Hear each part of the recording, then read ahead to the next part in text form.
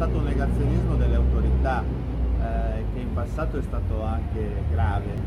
Oggi mi sembra che sia un fenomeno in un progressivo superamento, però poi non basta non negare, bisogna anche rendere consapevoli e quindi c'è un lavoro politico da fare che devono fare le forze politiche e il sindacato.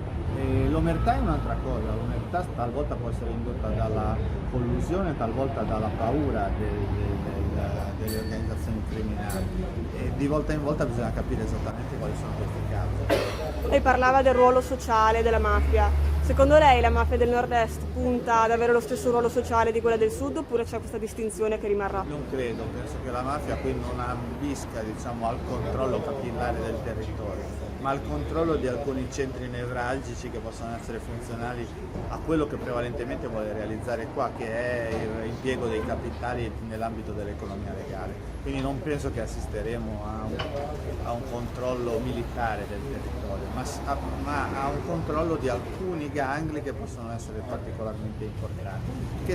Controllo che si realizza anche, questo sì, con la collaborazione di soggetti locali, di imprese locali, di professionisti locali. Quindi come si fa prevenzione? Raccontando, parlando, utilizzando gli strumenti di cui si dispone e poi anche attivando in qualche modo delle forme di allerta politica, cioè quando si realizzano fenomeni di carattere economico che possono suscitare elementi di preoccupazione, si tratta di andare a vedere, non semplicemente aspettare l'intervento delle forze dell'ordine. Sollecitare anche l'attenzione delle forze dell'ordine su fenomeni che possono essere sintomatici. È meglio sbagliare, per eccesso di paura del fenomeno che sottovalutare.